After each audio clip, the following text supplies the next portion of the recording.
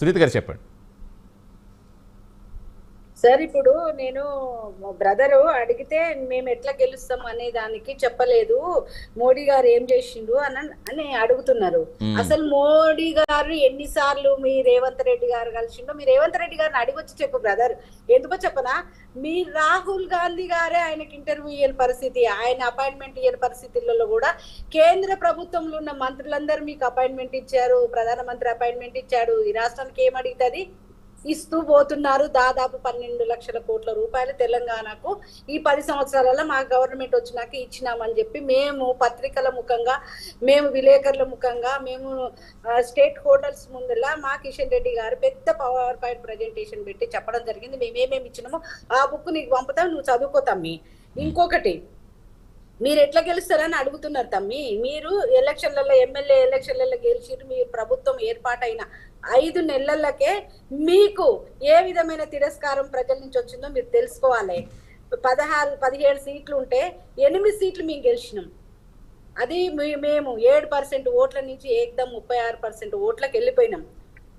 ఇక teachers MLC తీసుకుంటే విద్యావంతులు సార్, టీచర్స్ అంతా ఓట్లు వేసిన వాళ్ళంతా చాలా పెద్ద పెద్ద విద్యావంతులు. టీచర్స్ ఎమ్మెల్సీ మేము గెలిచినాం సార్. గ్రాడ్యుయేషన్స్ ఎలక్షన్స్ మొత్తం అందరు విద్యావంతులే సార్. దాంట్లో ఇది ఈ రాష్ట్రంలో చదువుకున్న వాళ్ళందరూ ఓట్లు వేసారు సార్.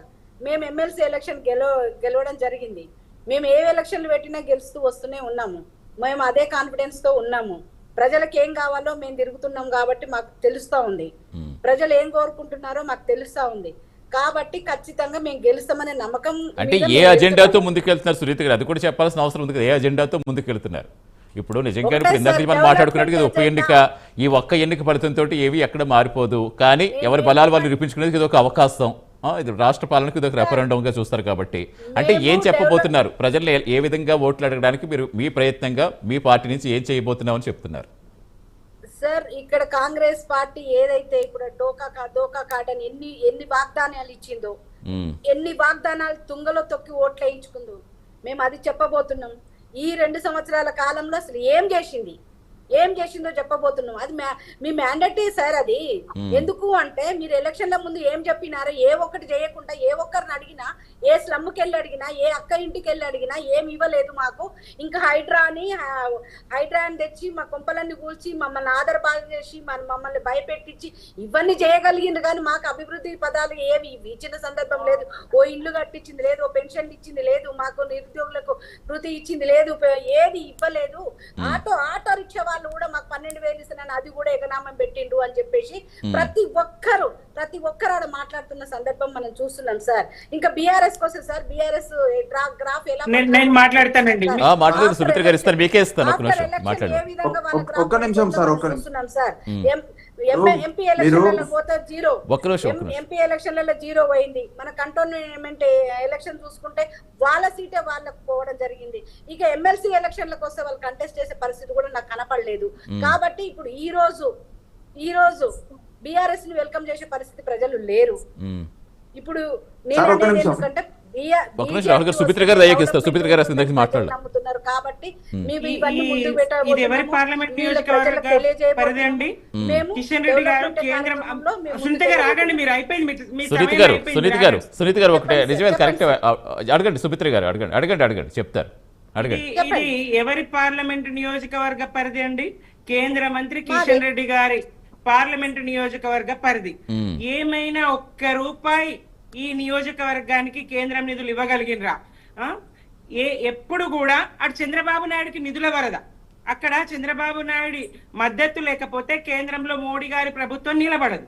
ఇవాళ చంద్రబాబు నాయుడు కారణంగా నిలబడిందనే కాదు, మొదటి నుంచి కూడా మోడీ గారికి తెలంగాణ పట్ల వ్యతిరేకత, ప్రధానమంత్రి మోడీ గారికి తెలంగాణ పట్ల వ్యతిరేకత ఉన్నది. చీకట్లో ఇచ్చిండ్రని, తలుపులు మూసి ఇచ్చిండ్రని, తల్లిని చంపి బిడ్డను బతికించిండ్రని ప్రతి సందర్భంలో కూడా తెలంగాణకు వ్యతిరేకంగా మోడీ గారు, అమిత్ షా గారు మాట్లాడుతూనే ఉన్నారు. కిషన్ రెడ్డి గారు ఒక సింటెక్స్ వాటర్ ట్యాంక్ ను ఓపెన్ చేస్తారండి. కేంద్ర మంత్రి స్థాయిలో ఉండి ఒక సింటెక్స్ వాటర్ ట్యాంక్ ను ఓపెన్ చేస్తారు.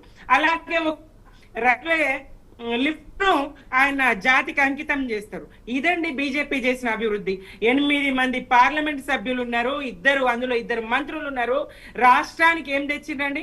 ఈ మతం ముసుగు కప్పుకొని యువతను ఇచ్చేసి ఈ మందిరం అక్షింతలు చెప్పుకొని మీరు మాట్లాడినప్పుడు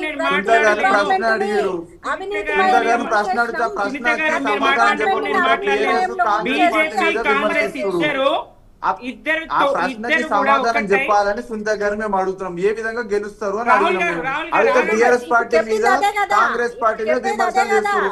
సునీత గారు మీరు ఏ విధంగా గెలుస్తారు మేము అడుగుతున్నాం. ఈ కేంద్రంలో ఉన్న మంత్రులు ఏం చేశారు, ఈ రాష్ట్రానికి ఏం చేశారు, గది చెప్పండి మీరు. పెట్టది కేంద్రం నిధులే, డెవలప్మెంట్ కి వచ్చేది కేంద్రం నిధులే. మొత్తం పేరు చెప్పుకోండి అంటే కాదు ఇక్కడ.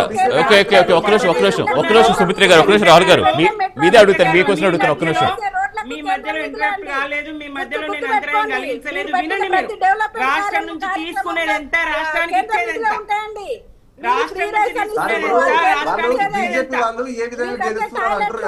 ఒక్క నిమిషం రాహుల్ గారు, ఒక్క నిమిషం సుమిత్ర గారు, ఒక్క నిమిషం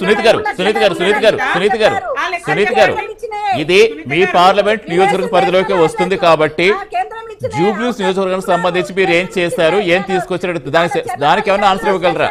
కాదు రాష్ట్రాల గురించి కేవలం ఇది ఉప ఎన్నికకి సంబంధించి కాబట్టి ఒక్క నిమిషం ఉండండి. ఒక్క నిమిషం ఇద్దరు కూడా. మీరు మర్చిపోతట్లండి. సునీత్ గారు ఇప్పుడు అదే మీరు ప్రజల్లోకి ఎలా తీసుకెళ్లబోతున్నారు? ఒక్క నిమిషం సునీత్ గారు, ఇది రాష్ట్ర వ్యాప్తంగా సంబంధించిన ఎన్నిక కాదు, ఏవిక జూబ్లీస్ ఉప ఎన్నికే కాబట్టి ఇది ఆల్రెడీ బి పార్లమెంట్ నియోజకవర్గ పరిధిలో ఉంది కాబట్టి కిషన్ రెడ్డి గారు ఏం చెప్పబోతున్నారు? ఒక్క నిమిషం దీనికి ఆన్సర్ ఇచ్చాక ఒకసారి సునీత్ గారు ఏం చెప్పబోతున్నారు? కేంద్రం నుంచి వచ్చిన నిధులతోనే డెవలప్మెంట్ చేస్తున్నాం సార్. మేము ఇవాళ సికింద్రాబాద్ రైల్వే స్టేషన్ ఎయిర్పోర్ట్ కంటే ఎక్కువ కలకల మెరగడం జరుగుతుంది, మీరు చూస్తున్నారు.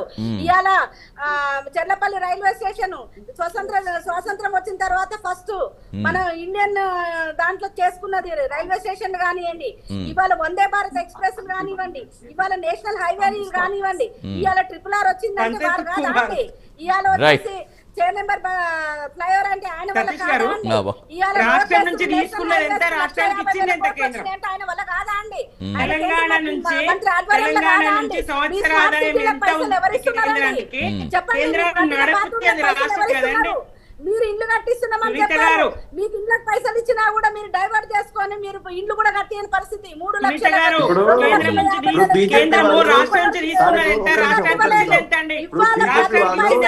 ప్రతి డెవలప్మెంట్ కేంద్రం ఏపీకి పోలవరం జాతీయ హోదా ఇస్తారు, తెలంగాణ మీరు నిధులు డైవర్ట్ జాతీయ హోదా ఇచ్చిండ్రా? ప్రాజెక్ట్ కన్నా జాతీయ హోదా ఇచ్చిండ్రా? తెలంగాణకు ప్రత్యేకంగా ఏం చేసిండ్రు? విభజన చట్టంలోని హామీలను ఒక్కదాన్నన్నా అమలు పరిచిండ్రా? తెలంగాణ పట్ల సవతి తల్లి ప్రేమ ఎందుకండి? తెలంగాణ పట్ల సవతి తల్లి ప్రేమ ఎందుకండి? ఒకసారి చెప్పంటున్నా, విభజన హామీ ఒకసారి చెప్పు, ఒకసారి చెప్పంటున్నా, ఒకసారి ఏం పెండింగ్ ఉన్నాయి చెప్పంటున్నా, తెలంగాణ నుంచి ఏం పెండింగ్ ఉన్నాయి చెప్పు. ఏమి ఇచ్చిండ్రు? అసలు ఏమి ఇచ్చిండ్రని? ఒక్క ప్రాజెక్ట్ కన్నా జాతీయ హోదా ఇచ్చిండ్రా? ఒక్క ప్రాజెక్ట్ కన్నా జాతీయ హోదా ఇచ్చిండ్రా? రాష్ట్రం నుంచి తీసుకున్నది ఎంత, రాష్ట్రానికి ఇచ్చింది ఎంత? రాష్ట్రం నుంచి తీసుకున్నది ఎంత? కేంద్రాన్ని నడిపింది తెలంగాణ. దశాబ్ద కాలపు కేసీఆర్ పాలనలో తలసరి ఆదాయం పెరిగింది, జీఎస్టీ పెరిగింది, కేంద్రానికి మేము ఇచ్చింది. రైట్ కాదు, మళ్ళీ ఇంకా మన సబ్జెక్ట్ డిబేట్ చేయొద్దు. ఒక నిమిషం వస్తాను, మళ్ళీ ఒక నిమిషం కంక్లూడ్ చేద్దాం. ఒక నిమిషం మళ్ళీ అవకాశం సునీత్ గారు కంక్లూడ్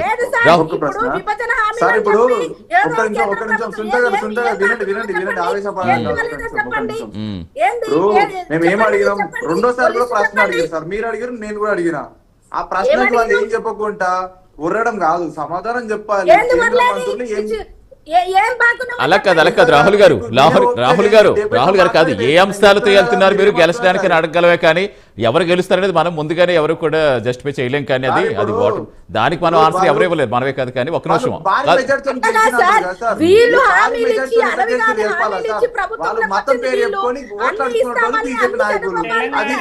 సవతి తల్లి ప్రేమ బీజేపీకి 8 మంది ఎంపీలను గెలిపిస్తే 8 మంది ఎంపీలను గెలిపిస్తే ఏం ప్రయోజనం అండి? చంద్రబాబు ఎట్లా ఇస్తారు? ఏపీకి నిధుల తెలంగాణకు శూన్య పాత్రనా? రైట్ కాదు ఇప్పుడు మనం రాష్ట్రాంశాల వరకు వద్దులేండి, మనకు జూబ్లీకి సంబంధించి మాట్లాడుకుందాం. మీరు మాట్లాడుతుంటే ఏం తెలియదు. నిధులు కేంద్రానికి పోవట్లేదా? తెలంగాణ పట్ల వివక్ష? తల్లిని చంపి బిడ్డను బతికిచ్చిరని ఎట్లా అంటారు? చీకట్లో సమర్థించారు 60 ఏళ్ళ. సరే ఒక్క నిమిషం ఇద్దరు ఒక్క నిమిషం ఇంకా మనకు అంత సమయం లేదు. ఒక్క నిమిషం. 1200 మంది బిడ్డలు చచ్చిపోతే వచ్చింది. కాదు ఒక్క నిమిషం ఒకటి రామ్మోహన్ గారు తీసుకుని కంక్లూడ్ చేయండి. రామ్మోహన్ గారు చూసుకుంటే 3 పార్టీలు పరీక్షలు ఎదుర్కొంటున్నాయి అంటున్నాను, చెప్తున్నాను కదా. సిట్టింగ్ సీట్ దక్కించుకోవాలని వాళ్ళు చావరేవో. రెండోది ఇప్పుడు అధికారంలోకి వచ్చి 2 ఏళ్ళుగా వస్తుంది. వీళ్ళు లిట్మస్ టెస్ట్ అంటున్నాను. లిట్మస్ టెస్టే అంటే మొదట్లో కంటోన్మెంట్ ఎన్నిక గెలవడం వేరు, ఇది గెలవడం వేరు. ఇది గెలిచిన అనుకోండి ఖచ్చితంగా కాంగ్రెస్ పార్టీకి లిట్మస్ టెస్ట్ లో పాస్ అయినట్టు లెక్క అంటున్నారు. ఒకవేళ ఓడిన అనుకోండి 2 ఏళ్ల వైఫల్యం కూడా వాళ్ళు అనుభవించాల్సింది. అంటే ముందు ముసళ్ళ పండుగ ఉన్నట్టు లెక్క. బీఆర్ఎస్ గెలిస్తే వాళ్ళకి పరీక్ష. ఈ రెండింటి మధ్య ఏమంటున్నారు, వ్యతిరేకత లేదు కానీ విభజన హామీల పట్ల మీరు 8 మంది ఎంపీలు గెలిచినాక కూడా ఒకటి కూడా కాలేదు. నేను స్పష్టంగా చెప్తున్నా. తెలంగాణకు మొట్టమొదటి కేసీఆర్ గారు ముఖ్యమంత్రి ఉన్నప్పుడు అదే పరిస్థితి. 10 ఏళ్ళు అట్లాగే అణచివేయబడ్డాం. తెలంగాణ వాదిగా చెప్తున్నాను. అట్లాగే ఇప్పుడు 2 ఏళ్ళు కూడా అణచివేయబడుతున్నాం కదా. బీజేపీ జాతీయ మంది మీకు అధికారం ఇచ్చింది, 8 మంది ఎంపీలను ఇచ్చారు. నిజంగా చెప్పాలంటే బీఆర్ఎస్ అంటే ప్రాంతీయ పార్టీ దీనికి పని లేదనుకున్నారు. ప్రాంతీయ పార్టీకి 37% ఓట్లు 39 సీట్లు గెలిపించిన వాళ్ళే ఇక్కడికి వచ్చే ఒక్క ఎంపీ సీటుకు ఇవ్వలే కదా. అంటే మీ ఇద్దరిని నమ్మిరు. జాతీయ పార్టీలు ఏదో ఒకటి అధికారంలోకి వస్తుంది మాకు మేలు చేస్తారని నమ్మిరు. సరే కాంగ్రెస్ పార్టీ అధికారంలో రాని 99 సీట్లతో ఆగిపోయింది. కానీ బీజేపీ అధికారంలోకి వచ్చినా నిజంగా ఇప్పుడు అయ్యా వచ్చేదాకా అమావాస్య ఆగుతాను అనుకోకండి. మీరు డబ్బులు ఇచ్చిన సర్కారు వచ్చేదాకా మేము తెలంగాణకి ఏమి చేయమంటే రేపటి ఎన్నికల్లో మరోసారి భంగపడతారంటున్నారు. ఈ 8 సీట్లు తప్పైందా అని ప్రజలు అనుకుంటే 8 సీట్లు కూడా వచ్చే పార్లమెంట్ ఎన్నికలు దక్కకపోవచ్చు. మీకు చెప్తున్నారు 240కే పరిమితం అయ్యారు. ఈ 8 సీట్లు కూడా ప్లస్ అయింది కదా. నిజంగా చెప్పాలంటే బీజేపీకి 303 సీట్లు ఉన్నవి, 240కి పడిపోయింది కదా. పడిపోయిన క్రమంలో తెలంగాణలో 8 సీట్లు, ఆంధ్రప్రదేశ్ లో 2 సీట్లు. మీకు వాళ్ళ 2 సీట్లు బీజేపీ ఆంధ్రప్రదేశ్ లోనే అభివృద్ధి కోసమేమో ప్రయత్నం చేసేది. ప్రతిదీ కూడా వాళ్ళ అవసరం మీకుంది, మీ అవసరం వాళ్ళకుంది కనుక అక్కడ చేస్తారు.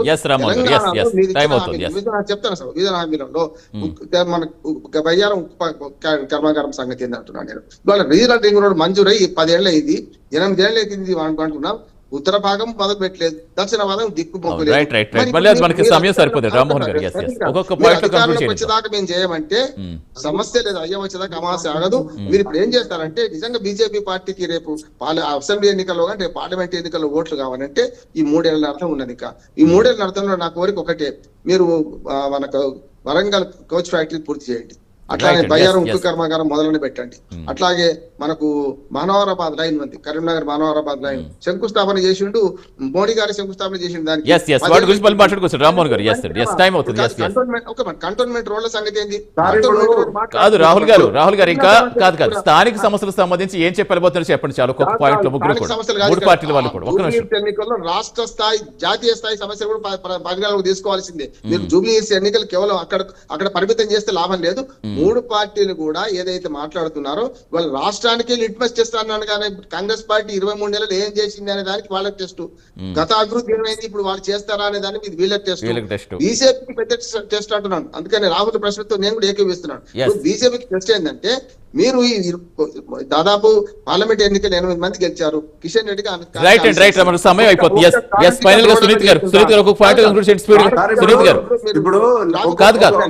ట్రాఫిక్ సమస్యల మీద అంత సమయం లేదు.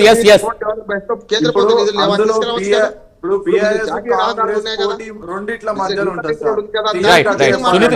సుమిత్ర గారు ఒక్కొక్క పాయింట్ చెప్పండి. జూబ్లీ హిల్స్ ఎలక్షన్ లో ఖచ్చితంగా బీజేపీ గెలవబోతుంది సార్. కిషన్ రెడ్డి గారు చేసిన డెవలప్మెంట్స్ కానివ్వండి, ప్రతిదీ మనం చూస్తున్నాం సార్.